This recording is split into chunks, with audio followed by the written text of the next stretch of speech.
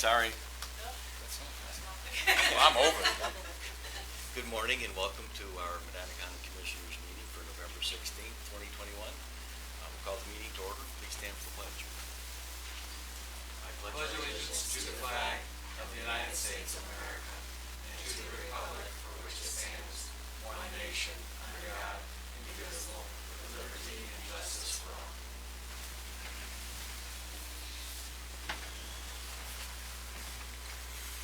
In our prayer for the morning, Heavenly Father, we beseech your divine guidance in this meeting.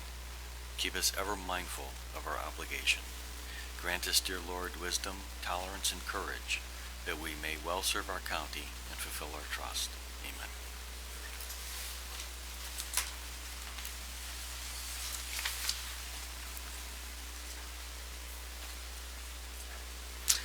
Steve, we have some minutes to approve. Sure. Move to approve the minutes of Monday, November 8th, Tuesday, November 9th, with public hearings, and then the Commissioners' hearing Tuesday, November 9th. Second. Got a motion and a second. Any discussion? Roll call, please. Hambley? Yes. Sweattick? Yes. Hudson? Yes. Thank you. And we will move into our resolutions. First up, we have Amy Lyon Galvin, our Assistant County Administrator. Good morning, Amy. I have 7 resolutions for your consideration this morning.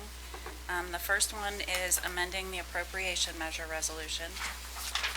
The second is amending the 2021 appropriations resolution by transferring appropriations. Third resolution is expenditure adjustments for various funds. Sorry. Fourth resolution are revenue adjustments for various funds. Fifth resolution is rescinding a prior cash transfer that had appeared on resolution. Sixth resolution is allowing expenses of county officials. And the seventh and final are approving claims for the week in the amount of $961,530. Move to approve the 7 resolutions. Second. Got a motion and a second. Any questions? Roll call, please. Hambley? Yes. Sweattick? Yes. Hudson? Yes. Thank you. Thank you, Amy. Next, we have Holly Mirren, our Human Resources Director. Good morning, Holly. Good morning. On our personal changes resolution today, we have a new hire at Job and Family Services, a promotion at Job and Family Services, 7 rate increases, 2 at County Home, 1 at Job and Family Services, 1 in Maintenance, 1 in Office for Older Adults, 1 in Commissioners, and 1 in Sanitary, 1 leave of absence in Sanitary, and a resignation at County Home. Move to approve the resolution. Second. Got a motion and a second. Any discussion? Roll call, please. Hambley? Yes. Sweattick? Yes. Hudson? Yes. Thank you. Thanks, Holly. Thank you. Next, we have Scott Miller, our County Administrator. Good morning. Good morning. I just have one resolution for today, is accepting the proposal and awarding a contract for the consulting services for move management. We received 4 proposals. We received one from Staples, NV5, Gilbane, and Procon Consultants. And the proposals were reviewed. They did walkthroughs, and we feel that NV5 is the best. They're not necessarily the lowest, but we feel that they are the best company to do the move consulting, especially due to the sensitivity of the move and we can't shut the courts down. So it's for an amount not to exceed $74,500. Once the contract is approved, I expect that they will probably start. We'll probably have a kickoff meeting sometime next month. Move to approve. Second. Got a motion and a second. Any questions? Roll call. Hambley? Yes. Sweattick? Yes. Hudson? Yes. Thank you. Thanks, Scott. We will move into our department updates. First, we have Richard Nelson, our Chief Building Official. Good morning. Good morning, Richard. So our new homes have kind of leveled off, at least value-wise. We didn't have any large, supersized homes for the month of October. So the average home price kind of has leveled off at $448 which is down just a little bit from last month. That's still a big number. Still a big Yes, number. it is a really, It is. Indeed it is. We're at about 309 new homes for the year so far. Pretty much still on par with the last couple of years. We had a pretty good uptick in revenue compared to last year in October. And the third page, our overall revenue year-to-date's up a point. Last month it was down a point. But, so that's hanging in there pretty good. Things are still doing well. Of course, the remaining pages are breakdowns by township, new homes and permits.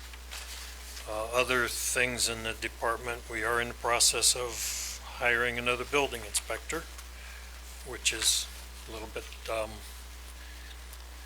of a comment, because just the previous month when I commented we were doing fine, and we are, and we were going to hold with what we had. It just didn't make sense to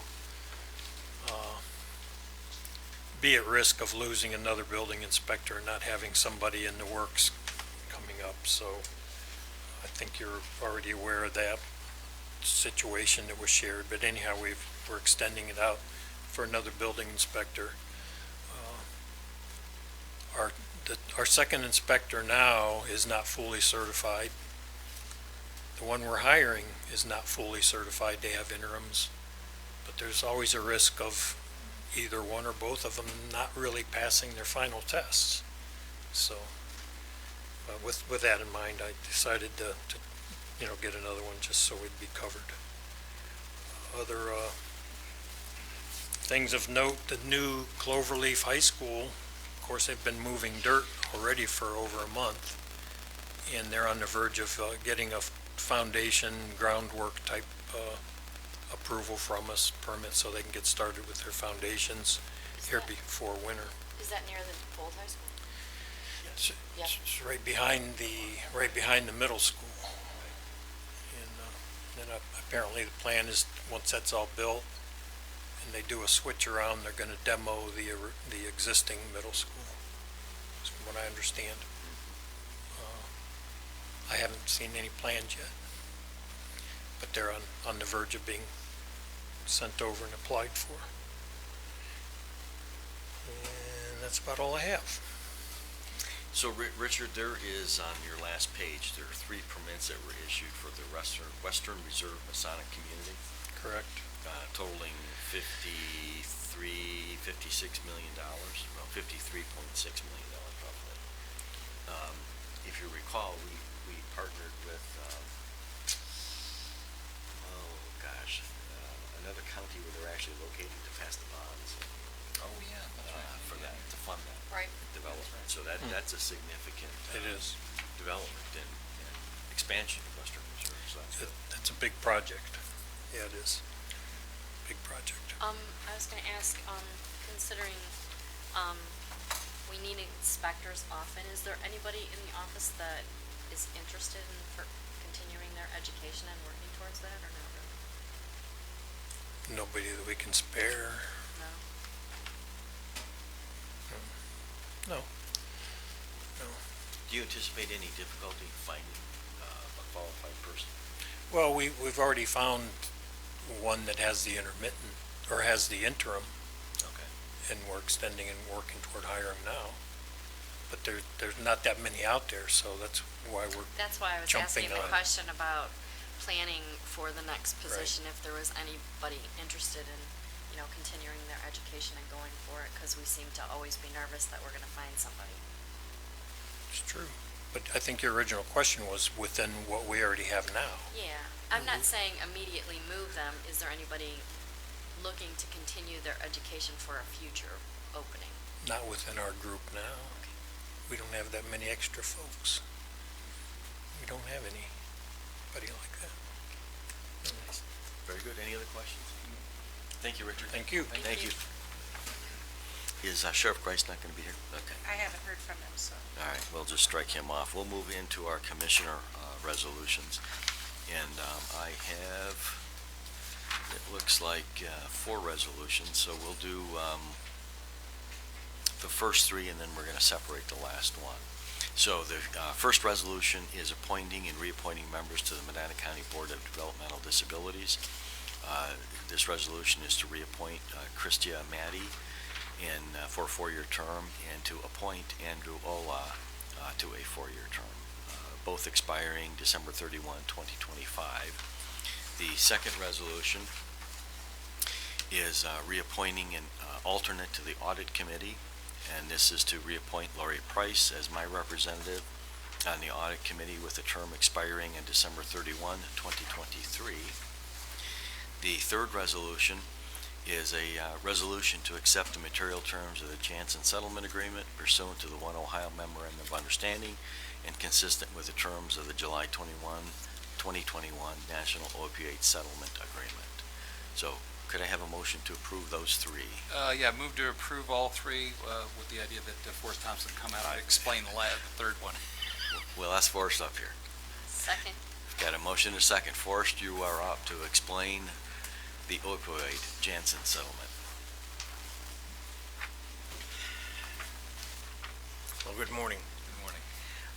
And this is Forrest Thompson, our county prosecutor. Oh, thank you. As the commissioners will recall, several months ago, we entered into the One Ohio Memorandum of Understanding, whereby the state would collectively negotiate on behalf of all of the litigating subdivisions, actually litigating and non-litigating subdivisions throughout the state, which comprised of about 2,700 separate lawsuits.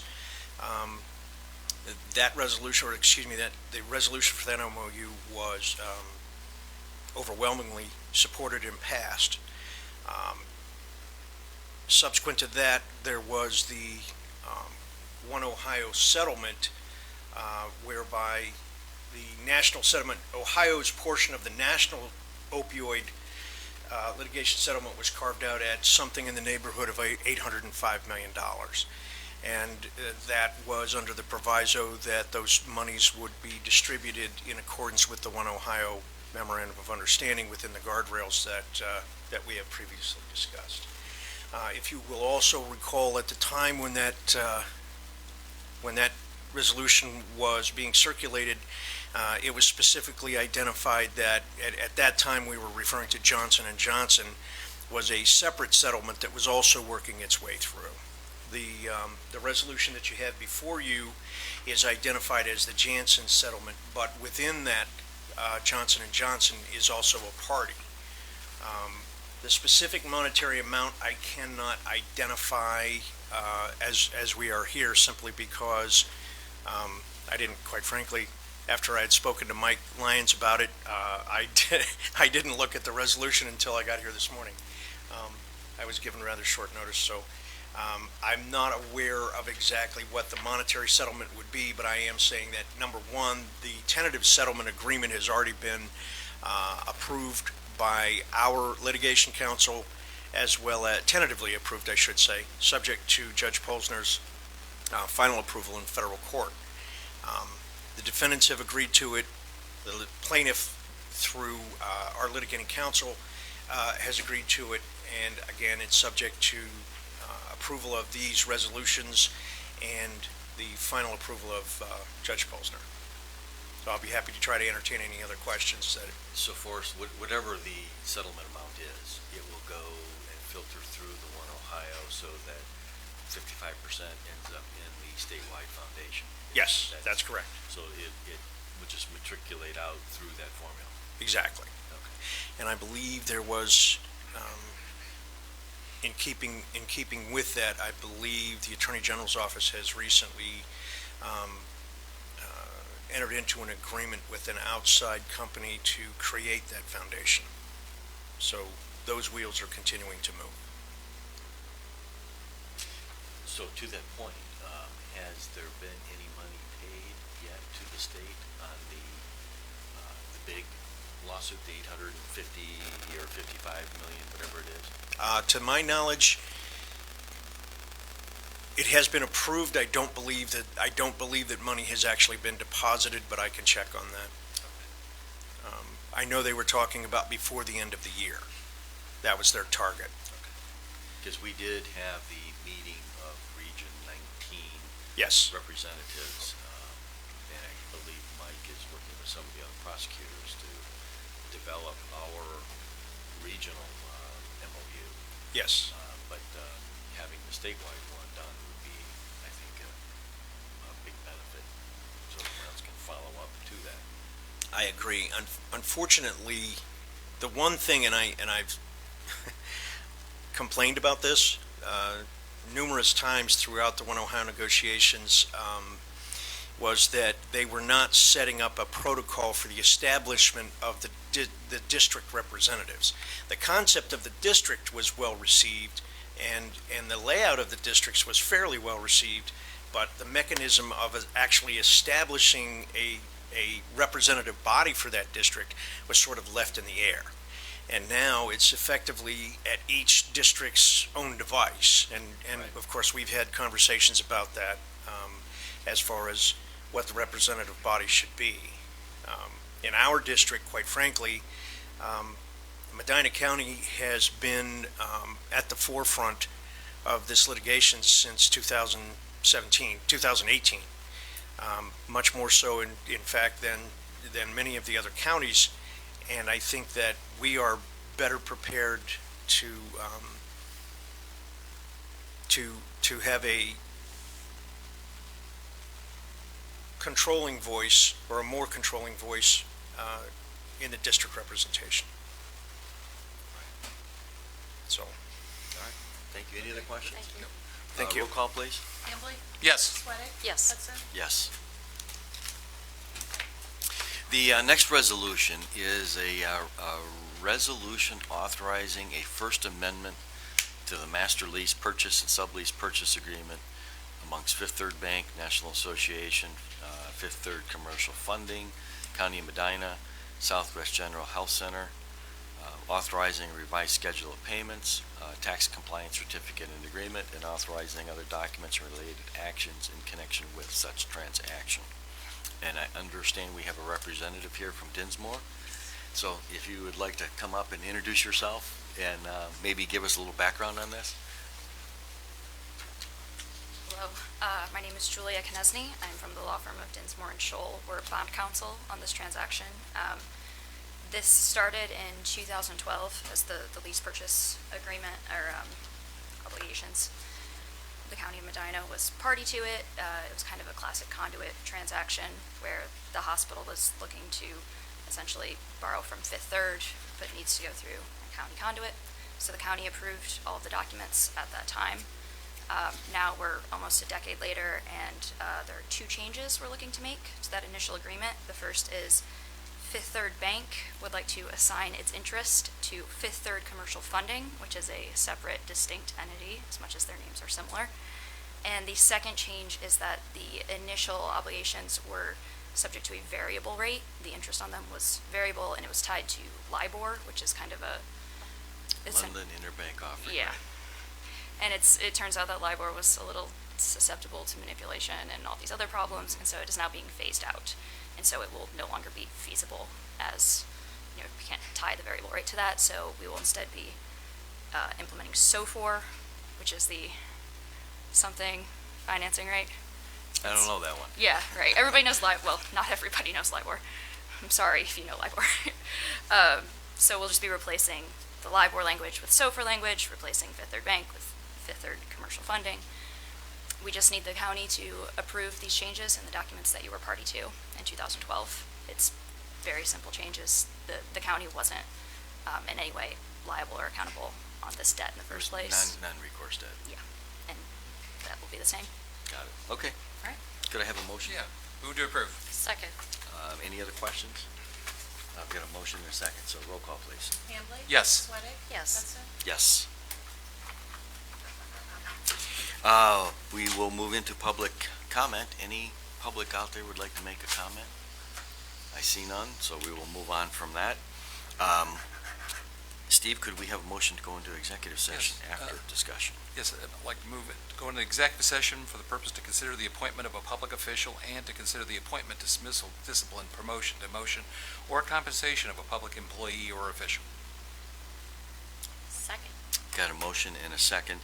I would like to indicate that one of the topics or things that we're going to do is to conduct interviews. So this is going to be a very lengthy executive session, and we are not scheduled to be done with it until 1 o'clock. So the meeting we will adjourn into executive session, and we will be in there for considerable time before we come back out, and then we will officially adjourn our meeting. We will be live streaming during that time. Yes, and we will not be live streaming during that time. Roll call, please. Hambley? Yes. Sweattick? Yes. Hudson? Yes. So let's do discussion session. Any topics, Scott? Yeah, just real quick, I want to update you on the courthouse. So I don't know if you've been over there recently, but Yeah.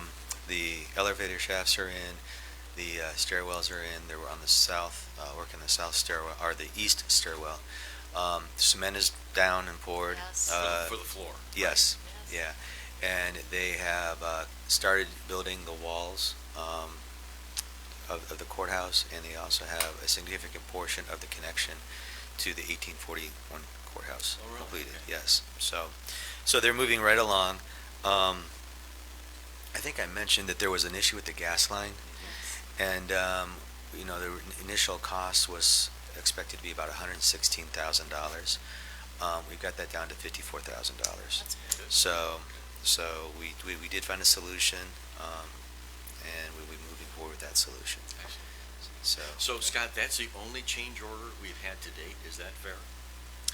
There have been some things that it's not really a change order. It's included in our owner's contingency. Okay. So it's still part of the total cost. Right. Of the owners, we had 1.6 million in owner's contingency. We spent about 300,000 of that.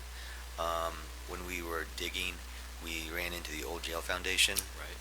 and the foundation was significant. So we had to dig through that. That was some additional cost. We had some additional costs with the foundations against this 1841 courthouse. We had some frost foundations that were omitted from the original plans that had to be added. So in total, we've spent about 300,000 of that 1.6 million, which my understanding is really good, because once you get out from underground, now you're dealing with knowns instead of unknowns. They said probably when we do the 1841 courthouse, we'll run in some other unknowns, so we'll probably spend more of that 1.6 million. But it's still part of the budget. it's still part of the budget. It's still part of the $29 million. So Well, your underground is your biggest risk area. Yes. For contingency impact. So getting through that is huge. it is.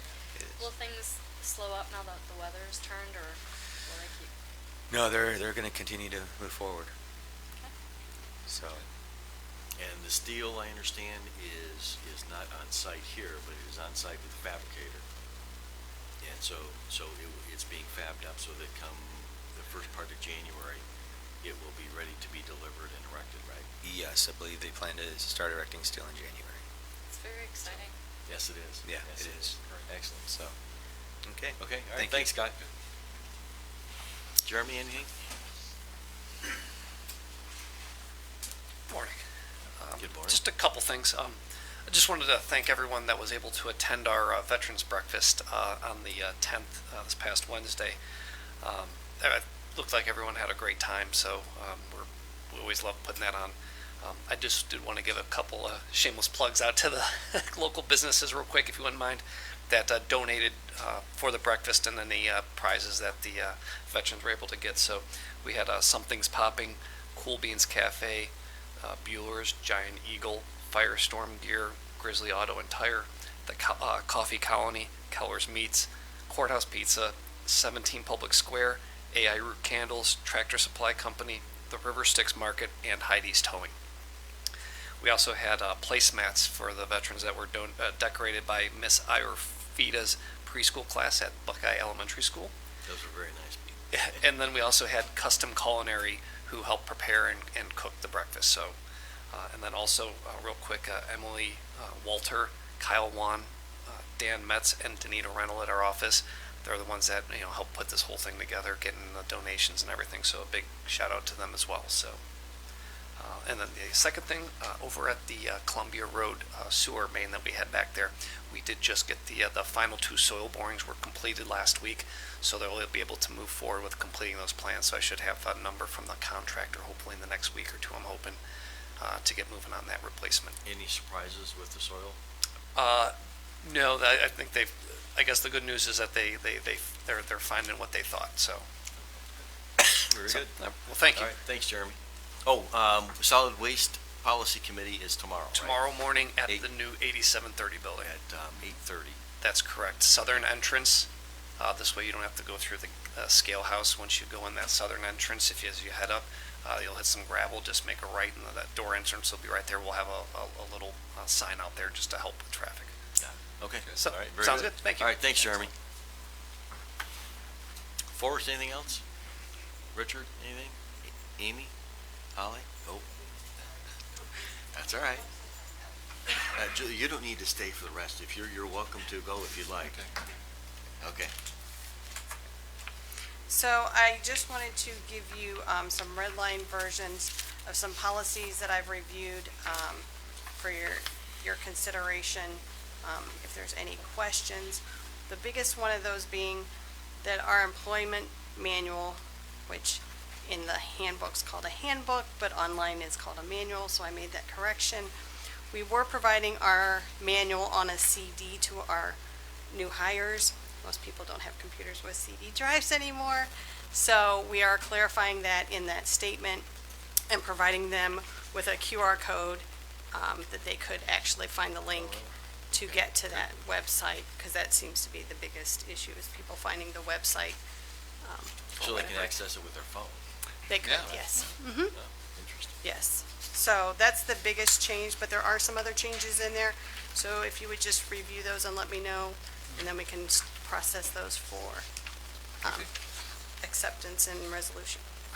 So we'll have a resolution next week then, maybe to approve this? Correct. Okay. Very good. Anything else?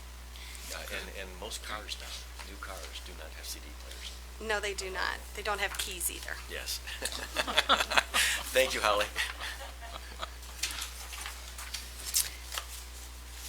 Steve, do you have anything? Yeah, the only thing I offered, last night, David Corrado with the Medina County Fiber Network and I met with Litchfield Township. They had organized a meeting to talk about our proposed fiber fiber extension into Lorraine Medina Rural Electric to Swarmport. It was like 40, 45 people, a lot of good questions, the various proposals, a lot of excitement and interest, obviously, in getting the service out there.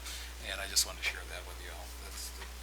I know that the prosecutor's office is working on the documents and the agreements, and one of the trustees that put this together, obviously they're likewise looking forward to reviewing that, and of course more public discussions about that, but a lot of excitement within the community as to what the potential is. Many of them had already gone online to medinafiber.com and already filled out the surveys, and you can't start too soon as far as they're concerned. Well, it's So, amazing when you hear the information about the new infrastructure bill, yeah. how far ahead of the game Medina County is compared to a lot of areas of the country. So it really is a wonderful project. Yes, and they said in some cases it's going to be years before you see Right. the impact. Yes. We're already doing it here. Right. Right, and actually, as David was saying, that if everything works well, they're talking about being able to have crews out into the territory if everything works out in the first part of the winter,